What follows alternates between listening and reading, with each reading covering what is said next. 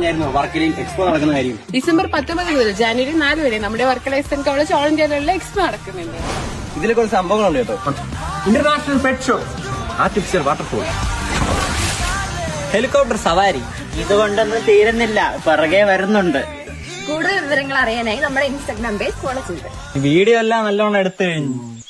പ്രാതം മണ്ണാങ്കട്ടയൊന്നുമില്ല, നമ്മക്കല്ലേ അറിയാള്. കണ്ടിട്ട് ഒരിത് തോന്നില്ല. ഇനി പ്രേതം വല്ല ഉണ്ടാടെ ഇവിടെ? ഓടാ